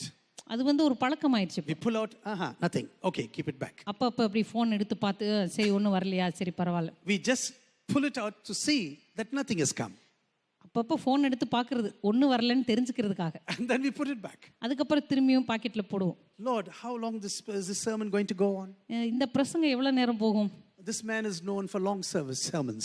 இவர் எப்ப பார்த்தாலும் இப்படி நீளமா தான் பிரசங்கம் பண்ணிட்டு இருப்பாரு. Oh Lord, shut his mouth right now. ஆண்டவரே தயவு செய்து இந்த பிரசங்கியார் வாயை மூடுவீராக. When I want to bind his mouth now. ஆண்டவரே இயேசுவின் நாமத்தினால் அவருடைய வாயை கட்டுகிறேன் அப்படின்னு ஒருவேளை நீங்க ஜெபிப்பீங்க. You know, this is business meeting with Jesus. அப்படி நீங்க வந்திருந்தீங்கன்னா நீங்க ஏதோ ஒரு வியாபார தேவைக்காக ஆண்டவரை பார்க்க வந்த மாதிரி தான். Do you think you're going to see the fullness of his blessings in your life? அப்படி நீங்க வந்திருக்கும் பொழுது ஆண்டவருடைய பரிபூர்ண ஆசீர்வாதங்களை நீங்க பெற்றுக்கொள்வீர்கள் என்று நினைக்கிறீர்களா? Total obedience gives you total blessings, I want to tell you. முழுமையான கீழ்ப்படிதல் முழுமையான ஆசீர்வாதத்தை கொண்டு வரும். But you know, if it's going to be a loving relationship, for ஆனா example, இதுவே ஒரு அன்பின் உறவுல நீங்க வந்திருந்தா, you love a person deeply, ஒரு மனுஷனை நீங்க ரொம்ப ஆழமாக நேசிக்கும் போது you never say, hey, can you come along, can I come and meet you? நீங்க ஒரு நேசிக்கிற ஒருத்தரை பார்த்து சரி நான் வந்து உங்களை சந்திக்க வரட்டுமா அப்படின்னு கேட்டா, And will you 30 minutes? நீங்க அவங்கள பார்த்து சொல்லுவீங்களா எவ்வளவு நேரம் என்கிட்ட பேசுவீங்க? 30 நிமிஷம் போதுமா? What are you going to speak to about me? சரி வந்தா நீங்க என்ன பேச போறீங்க? Why are we meeting with one another? எதுக்காக முதல்ல நான் வந்து உங்களை பார்க்கணும்? Why should I come and meet you? எதுக்கு வந்து முதல்ல நான் உங்களை Please tell சந்திக்கணும்? me everything first. முதல்ல சொல்லுங்க எதுக்கு நான் வந்து உங்களை பார்க்கணும்னு சொல்லுங்க. Will you ever say this to any friend or your wife or anyone? உங்க மனைவியை பார்த்து, நீங்க நேசிக்கிற உங்க நண்பனை பார்த்து, உங்க ஃப்ரெண்டை பார்த்து இப்படி சொல்லியிருக்கீங்களா? Or to your children, for example? ஒருவேளை உங்க பிள்ளைங்களை பார்த்து இப்படி சொல்லியிருக்கீங்களா? What are we going to talk about? எதுக்கு வந்து உங்ககிட்ட பேசிட்டு இருக்கணும்? உன்கிட்ட நான் என்ன பேசணும்? Why should I waste all this time with you? முதல்ல உங்ககிட்ட வந்து எதுக்கு நான் பேசி என் நேரத்தை வீண் பண்ணணும்? Tell me the minutes we have to spend together. சரி எத்தனை நிமிஷம் நான் உங்ககிட்ட பேசணும்னு முதல்ல சொல்லு. No, with such a person you'll say, oh, unfortunately the time has come to an end. ஆனா நம்ம நேசிக்கிறவங்களோட நம்ம பேசிட்டு இருக்கும்போது நம்ம சொல்லுவோம், அடடா நேரம் ஆயி போச்சே அப்படின்னு நம்ம சொல்லுவோம். Can we extend the time once more? இன்னும் கொஞ்ச நேரம் கூட நம்ம பேசிட்டு இருக்கலாமா? Can we meet once again in this week? இன்னொரு முறை நம்ம வந்து பார்க்கலாமா, பேசலாமா? Can you please make time once again in this week? தயவு செய்து இந்த வாரத்துல இன்னொரு தடவை நேரம் எடுத்து வர்றீங்களா? You know, if you love a person, you have time. நீங்க ஒரு நபரை நேசிச்சா அவங்களுக்கு கண்டிப்பா நீங்க நேரம் எடுப்பீங்க. You know, I tell you, this is the way you find out whether you are in a business relationship with Jesus or in a loving relationship. இப்படித்தான் நீங்க ஆண்டவரிடத்துல எப்படிப்பட்ட உறவுல இருக்கிறீங்கன்னு நீங்க கண்டுபிடிக்கலாம். நேரத்தை குறிச்சு வர்ற ஒரு வியாபார நட்புல இருக்கீங்களா, இல்லது உண்மையாகவே ஆண்டவரோடு கூட ஒரு அன்பின் உறவுல நீங்க இருக்கிறீங்களா என்பதை உங்களை நீங்களே சோதித்து A பாருங்க. business partner you don't need to love. ஒரு வியாபாரத்தில் இருக்க ஒரு நபரை பார்க்கிறதுக்கு அவங்கள நீங்க நேசிக்க வேண்டிய அவசியம் இல்லை. But when you come to Jesus, ஆனா இயேசுனிடத்திற்கு நீங்க வரும்போது, when you say, yes Lord, I want to just gaze into your beauty. ஆமா ஆண்டவரே உம்முடைய சமூகத்துல வந்து உம்முடைய அந்த அழகை நான் பார்த்து ரசிக்க விரும்புகிறேன் என்று சொல்லும்போது, as the deer pants for water. எப்படி ஒரு மானானது நீரோடைகளை வாஞ்சித்து கதறுகிறதோ, I'm just panting. I want to come to your presence. ஆண்டவரே எப்பொழுது உம்முடைய சமூகத்துக்கு வருவேன் என்று சொல்லி நான் அவ்வளவு தாகமாய் இருக்கிறேன். Lord, when will I stand in your temple? ஆண்டவரே எப்பொழுது உம்முடைய சமூகத்திற்கு வந்து நான் நிற்பேன். My dear sisters, this is the proof that it's a loving relationship. கருமையான சகோதர சகோதரிகளே, உண்மையான ஒரு அன்பின் உறவில இப்படிப்பட்ட காரியங்கள் நடக்கும். Without loving God, your prayer times will be boring. நீங்க ஆண்டவரை நேசிக்காத ஒரு நபரா இருந்தா உங்களுடைய ஜெப நேரங்கள்லாம் உங்களுக்கு சலிப்பா தான் இருக்கும். Listening to the word of God will be boring. கர்த்தருடைய வார்த்தையை கேட்கறது உங்களுக்கு பெரிய சலிப்பா தான் இருக்கும். Listening and praising God will be boring. தேவனை துதிக்கிறது ஒரு பெரிய சலிப்பா தான் இருக்கும். Oh, can this preaching not come to a good end now? இந்த பிரசங்கம் கொஞ்சம் சீக்கிரமா முடிஞ்சா நல்லா இருக்கும். I tell you, it's all about a loving relationship. இது எல்லாமே தேவனை நீங்கள் எப்படி நேசிக்கிறீர்கள் என்பதை பொறுத்து தான் இருக்கிறது. Not only you are boasting about the beauty of God. நீங்க ஆண்டவருடைய அழகை பற்றி அவரை பற்றி நாம் மேன்மை பாராட்டுவது மாத்திரமல்ல, Not only you are celebrating the beauty of God. ஆண்டவருடைய அந்த அழகை பற்றி நீங்கள் கொண்டாடுவது மாத்திரமல்ல, You are celebrating the great deeds that he has done in your life. தேவன் உங்களுடைய வாழ்க்கையில செய்த மகத்தான கிரியைகளை பற்றி நீங்க போற்றி பாட This is ஆரம்பிக்கிறீர்கள். what David says. இதைத்தான் தாவீது சொல்லுகிறார். One thing have I asked of the Lord, ஆண்டவரே உம்மிடத்தில் ஒன்றை நான் கேட்டேன், that will I seek after, and that I may dwell in the house of the Lord all the days of my life. அதையே நான் நாடுவேன். நான் ஆண்டவருடைய ஆலயத்தில் நான் வாசம் பண்ணும்படியாகவும் அவருடைய ஆலயத்தில் ஆராய்ச்சி செய்யும்படியாகவும் நான் விரும்புகிறேன். Do you know why I want to be in the temple? ஏன் நீங்க தேவனுடைய ஆலயத்துக்கு வர விரும்புகிறீர்கள்? To behold the beauty of the Lord. ஆண்டவருடைய அந்த கிருபையை, ஆண்டவருடைய அழகை சந்திக்கும்படியாக, ரசிக்கும்படியாக, To inspect, to admire everything in the temple. ஆண்டவருடைய ஆலயத்தில் இருக்கிறதான அவருடைய கிரியைகளை சிந்திக்கும்படியாக, அவருடைய ஆலயத்தில் அவரை பற்றி ஆராய்ச்சி செய்யும்படியாக. This is the word that you should be translated from inquire. This is what it means, really. இது உண்மையாகவே இப்படித்தான் இந்த ஆராதனை ஆரம்பிக்கிறது. As the deer pants for streams of water, மானானது நீரோடைகளை வாஞ்சித்து கதறுகிறது போல, so my soul pants for you, O N God. தேவனே என் ஆத்துமா உமக்காக தாகமாய் இருக்கிறது. When can I go and meet with God? எப்பொழுது நான் தேவனுடைய சந்நிதியில் வந்து நிற்பேன்? It was a real thirst. இது உண்மையான ஆண்டவருடைய பிரசன்னத்துக்கான ஒரு ஆழமான தாகத்தை பற்றி Do பேசுகிறது. we have this real thirst coming to the presence of God? உண்மையாகவே ஆண்டவருடைய பிரசன்னத்துல வருகிற நமக்கு இப்படிப்பட்டதான ஒரு வாஞ்சியும் தாகமும் இருக்கிறதா? Or is a great burden? இல்லது நமக்கு இது ஒரு பெரிய பாரமா இருக்கிறதா? Again Sunday. மறுபடியும் ஞாயிற்றுக்கிழமை வந்துருச்சா? Can this Sunday come not once in 2 or 3 weeks? இந்த ஞாயிற்றுக்கிழமை ஒரு 2 வாரத்துக்கு 3 வாரத்துக்கு ஒரு தடவை வந்தா நல்லா இருக்கும். Yeah, why should it come every week? எதுக்கு தான் இந்த ஞாயிற்றுக்கிழமை வாரம் வாரம் வருதோ? Push this Sunday behind. இந்த ஞாயிற்றுக்கிழமையை மட்டும் எப்படியாவது எங்காவது தள்ளி. Every Sunday, church. ஒவ்வொரு வாரமும் சபை 3 hours are going. ஒவ்வொரு வாரமும் 3 மணி நேரம் உட்கார்ந்திருக்கணும். You know, when I was a child, I didn't want to sit a long time in church.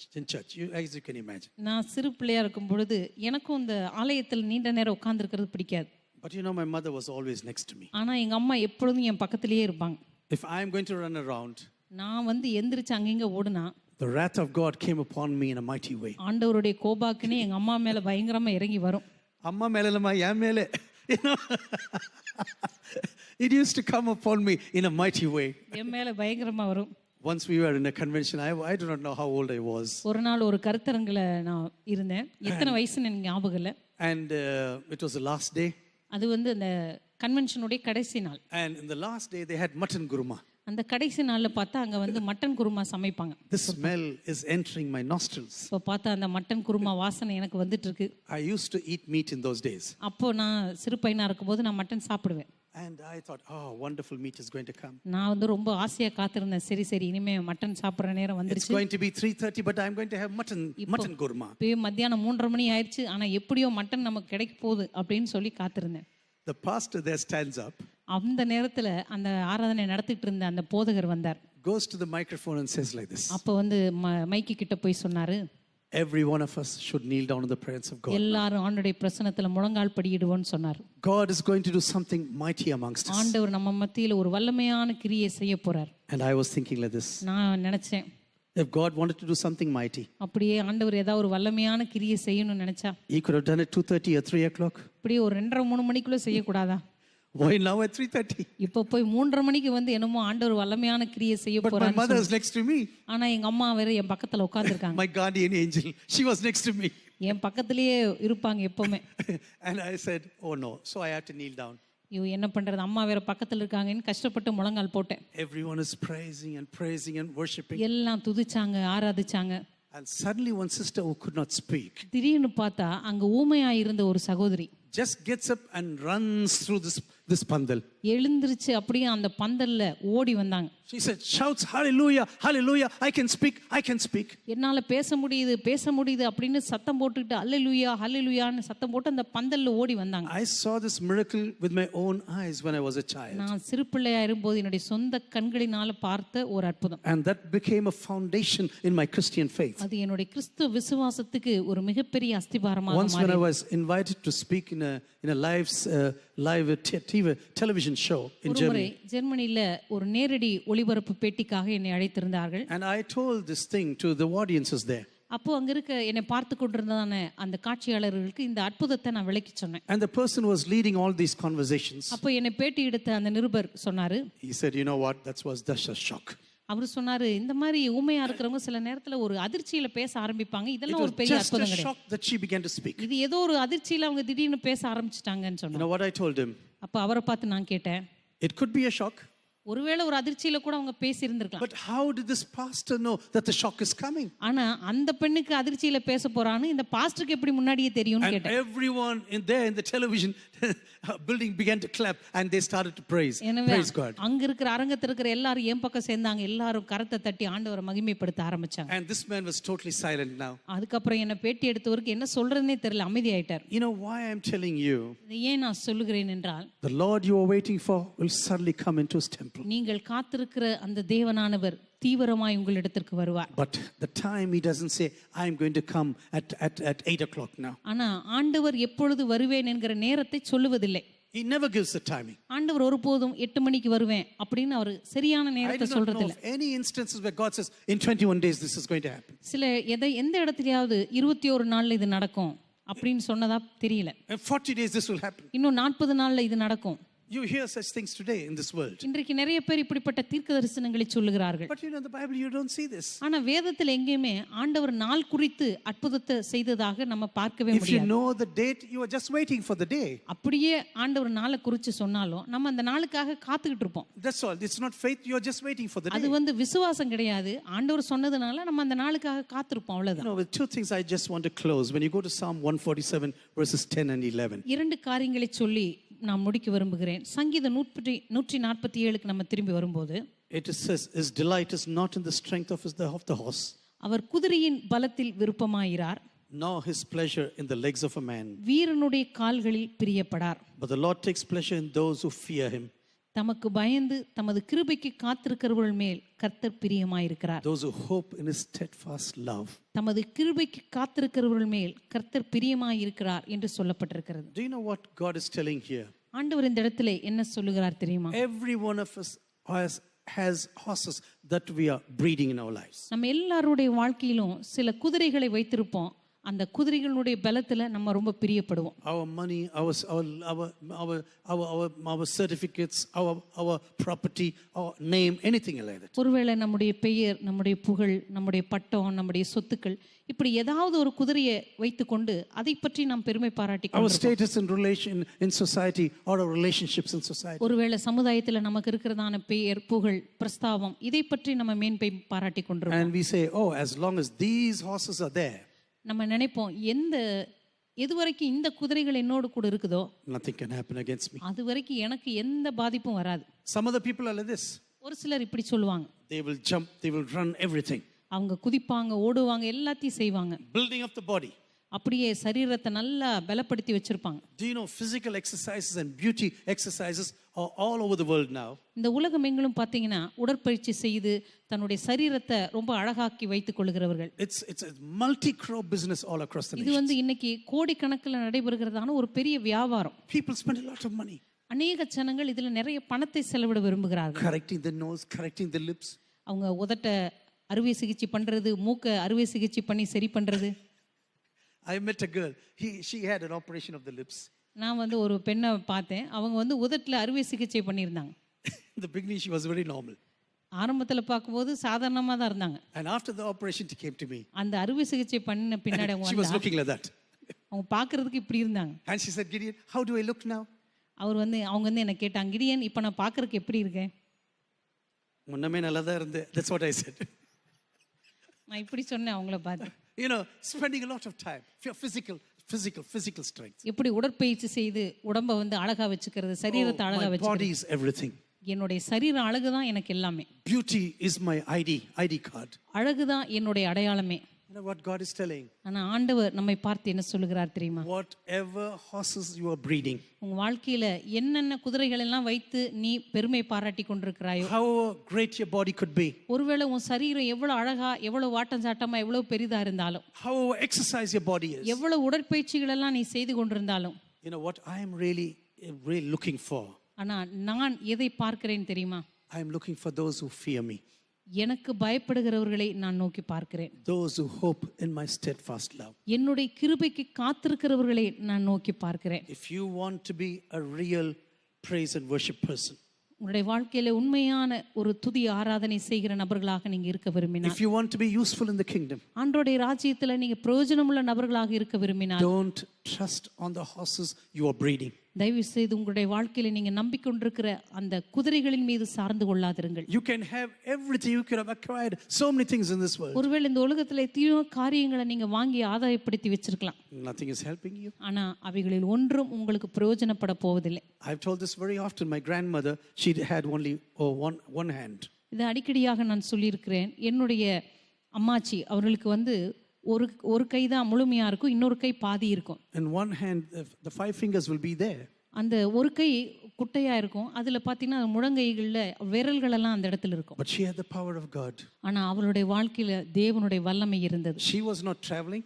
அவங்க எங்கேயும் பிரயாணம் பண்ணி போக மாட்டாங்க. All the people like DGS Ayya or Sam Sundaram Ayya, everything were going to Villupuram to see அந்த her. நாட்களில் இருந்த பெரிய ஊழியக்காரர்கள் டிஜிஎஸ் தினகரன் ஐயா, சாம் சுந்தரம் ஐயா, இவர்கள் எல்லாருமே அங்கே அம்மாச்சியை தேடி விழுப்புரத்துக்கு வருவார்கள். She had no stage, I tell you, no stage. அந்த நாட்களில் எந்த ஒரு மேடையெல்லாம் கிடையாது, Not a big congregation. ஒரு பெரிய சபையெல்லாம் கிடையாது. But everyone was going to Villupuram. ஆனா எல்லாரும் விழுப்புரத்தை நோக்கி வந்தாங்க. They said, come, just pray for us now. அவங்க எல்லாம் வந்து எங்க அம்மாச்சி கிட்ட கேட்பாங்க, எங்களுக்காக ஜெபம் பண்ணுங்க. We really want to know what is the way of God in my life. எங்களுடைய வாழ்க்கையில கர்த்தருடைய சித்தம் என்ன, ஆண்டவருடைய வழிகள் என்ன என்பதை நாங்க தெரிந்து கொள்ள விரும்புகிறோம் என்று வருவார்கள். And last 2 verses of God in this psalm. இந்த சங்கீதத்திலே ஆண்டவருடைய கடைசியான 2 வார்த்தைகள் It speaks about Jacob. யாக்கோபை பற்றி பேசுகிறது. He declares his word to Jacob, யாக்கோபுக்கு தம்முடைய வசனங்களையும், the laws of God to Jacob. யாக்கோபுக்கு தம்முடைய வசனங்களையும், இஸ்ரவேலுக்கு தமது பிரமாணங்களையும். And it is what God is teaching Jacob. இங்கே சொல்லப்பட்டிருக்கிறது, யாக்கோபுக்கு தம்முடைய வசனங்களை அவர் அறிவித்தார். He has not dealt us like any other nation. இந்த தேசத்தை போல வேறு எந்த ஜனத்துக்கும் ஆண்டவர் இப்படி செய்ததில்லை. We need to be taught about everything what God has in mind. ஆண்டவர் தம்முடைய மனதிலே எவைகளெல்லாம் வைத்திருக்கிறார் என்று சொல்லி அவர் நமக்கு அறிவிக்க வேண்டும். We need to know his word, his proclamations. அவருடைய வசனங்களையும், அவருடைய பிரமாணங்களையும், அவருடைய நியாயங்களையும் நாம் அறிந்து கொள்ள வேண்டும். I was thinking, why this word Jacob? இங்கே யாக்கோபு என்கிறதான வார்த்தையை ஆண்டவர் பயன்படுத்தி இருக்கிறார். God could have selected so many people. ஆண்டவர் எத்தனையோ பேரை தெரிந்திருக்கலாமே.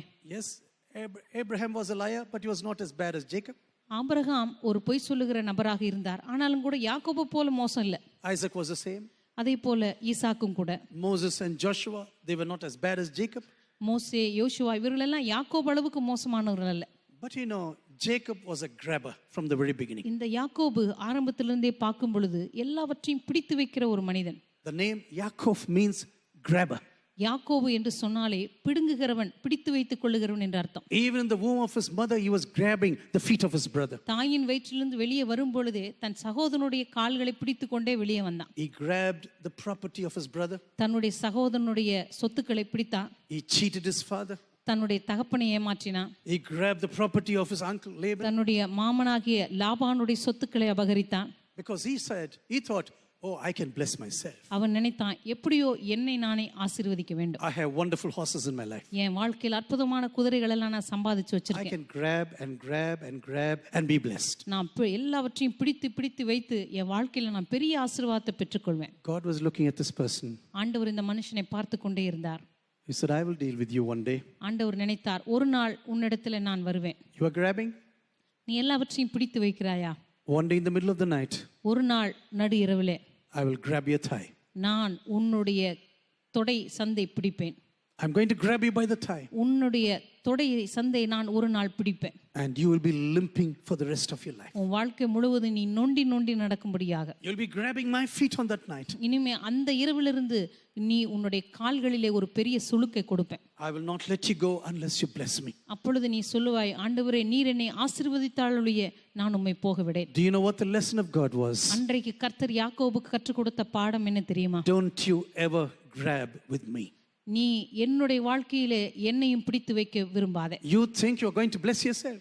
உன்னை நீயே ஆசீர்வதித்துக் கொள்ளலாம் என்று நினைக்கிறாயா? Because you are grabbing, you know, you have horses and all the muscle power in your body. உன் வாழ்க்கையில நல்ல சரீர பலன் இருக்கிறதுனால மாம்சீக பலத்தை வைத்து உன் வாழ்க்கையில பலவிதமான குதிரைகளை சம்பாதித்து வைத்தேன் என்று நினைக்கிறாயா? You will be limping and limping in the future. இனிமே எதிர்காலத்தில் நீ நொண்டி நொண்டி நடக்கும்படி நான் செய்வேன். Even today I want to close with these words. இன்றைக்கும் கூட இந்த வசனத்தோடு கூட இந்த ஆராதனையை நான் முடிக்க விரும்புகிறேன். If God has touched you in your life, ஆண்டவர் உங்களுடைய வாழ்க்கையிலே உங்களை தொட்டிருப்பார் என்று சொன்னால், this touch will be noticed by everyone around you for the rest of your life. இந்த கர்த்தருடைய தொடுதலானது உங்களுடைய வாழ்க்கையில மீதி இருக்கிற எல்லா நாட்களும் எல்லாரும் உங்களை பார்க்கும்படி கர்த்தர் If செய்வார். God has anointed you with the power of the Holy Spirit, ஆண்டவர் ஒருவேளை பரிசுத்தாவின் அபிஷேகத்தினால் உங்களை நிரப்பியிருப்பார் என்று சொன்னால், everyone will see the anointing of the Holy Spirit upon your life. உங்கள் மீது இருக்கிறதான பரிசுத்தாவியானுடைய அபிஷேகத்தை உங்களை சுற்றி இருக்கிற எல்லா ஜனங்களும் பார்க்கும்படி ஆண்டவர் செய்வார். You don't need to grab. நீங்க எதையும் பிடித்து வைக்க வேண்டிய அவசியம் இல்லை. God says, I will shower my blessings upon you. ஆண்டவர் சொல்லுவார், உன் வாழ்க்கையின் மீது நானே ஆசீர்வாதங்களை ஊற்றுவேன். I want every eyes to be closed this evening. எல்லாரும் கண்களை மூடும்படியாக கேட்டுக்கொள்கிறேன். As we come to an end this evening, இந்த மாலை வேளையில இந்த ஆராதனையை நாம் முடிக்கிற வேளையில let us search our hearts once again. நம்முடைய இருதயங்களை உருவசியாய் கூட நாம் சோதித்து ஆராய்ந்து பார்ப்போம். Am I a true worshipper? உண்மையாகவே ஆண்டவருடைய பிரசன்னத்துல ஒரு உண்மையான ஆராதனைக்காரனாக இருக்கிறேனா? A true worshipper in the spirit and in truth? உண்மையாகவே தேவனுடைய சமூகத்துல ஆவியுடனும் உண்மையுடனும் அவரை ஆராதிக்கிறவர்கள்? Or do I have a business-like relationship with God? அது ஆண்டவரோடு கூட ஏதோ ஒரு வியாபாரத்தன்மையான ஒரு உறவோடு கூட நான் இருக்கிறேனா? Am I praising and worshiping God just because He's useful to me?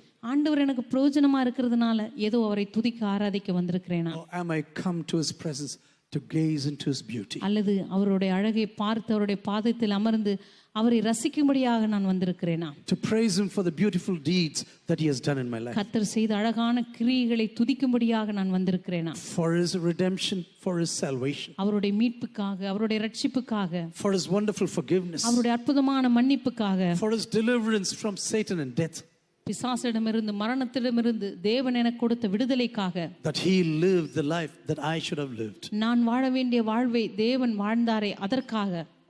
Do you really know the depth of salvation? உண்மையாகவே அந்த மீட்பினுடைய ஆழம் என்னவென்று உங்களுக்கு தெரியுமா? If you know the salvation through the cross of Calvary, இந்த கல்வாரி சிலுவையின் மூலமாக நமக்கு கிடைத்த மீட்பு உங்களுக்கு தெரியுமா? you and I will be singing always about the salvation of the cross. நீங்களும் நானும் ஒரு நாள் இந்த சிலுவையினுடைய மீட்பை பற்றி பாடிக்கொண்டே இருக்க போகிறோம்.